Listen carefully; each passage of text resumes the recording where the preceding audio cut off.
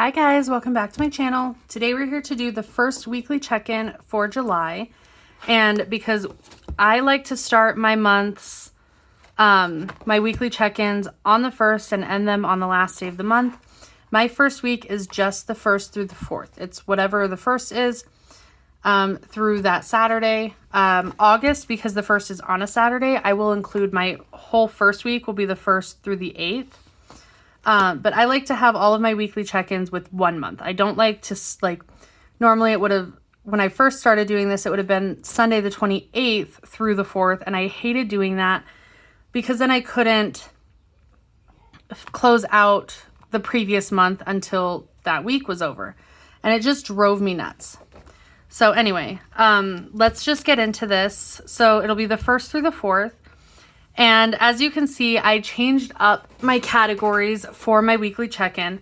I took fuel out because I have not gone over budget on fuel in a really long time. I can't even remember the last time I went over budget. So I took that out because that is not a spending problem for me, going over on fuel. And then, so this month is groceries, eating out, miscellaneous, and business. And a big part of that is I need to get way more intentional because there are some things that I buy that I will put under miscellaneous category and it's not.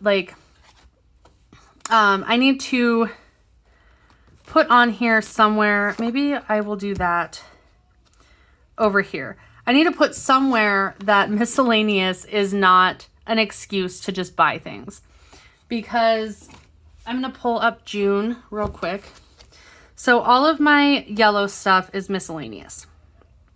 And looking back at it, this Kohl's purchase, $61.89. I bought a bag and a wallet and I don't even remember what else. I bought something for Declan that should have been an unbudgeted purchase instead of miscellaneous. It was not needed. These miscellaneous purchases are like Declan entertainment or stuff for the house, pet stuff, that's miscellaneous. I don't have a pet category to track. So this Kohl's purchase should have been unbudgeted. If I remember right, a big chunk of this Target purchase should have been unbudgeted. But I need to just get more intentional. I know having a miscellaneous category in itself is dangerous because of that purpose. But that's where we are. So I'm definitely going to be far more intentional. So far, I don't have anything that I've deemed miscellaneous. No, I'm also going to do that in yellow again. But I do have one grocery purchase, or that's household because my category is grocery and household. So I've got household, I've got a couple things of eating out, I've got some business expenses. So let's just get into this. So groceries, I just have one for the week. It's groceries and house, but I usually just put groceries. Is $44.37. And I think next month I am going to separate the two because that's usually where I go over budget, is buying stuff for the house and then I lose my grocery budget. So I think I'm going to separate those next month, but since this month has already started, let's see, eating out, I've got Wendy's $20.03 and Taco Bell was $13, so $33.03. Miscellaneous, there is nothing yet. And then business, I just have the one purchase for the week because my week ends on the 4th. And that was Amazon, which is $216.62. And I'm trying to figure out how to separate those expenses, but it's still a little bit difficult right now. And this was I bought a case of sticker paper that runs about $100 depending on if I can get it at a sale price or which size case I can get. Cutting mats, I get 3 for $25. I ordered 6. So that was $150 and I ordered some other stuff for my desk to help organize and some stuff to organize all my inventory. So that is why that is so much. And that is also why my business budget is so much, because I knew I was going to need sticker paper. I knew I was going to need cutting mats. And so I just kind of looked at all that before I even made my budget. So let's see. Groceries and house started with $300. I spent $44.37.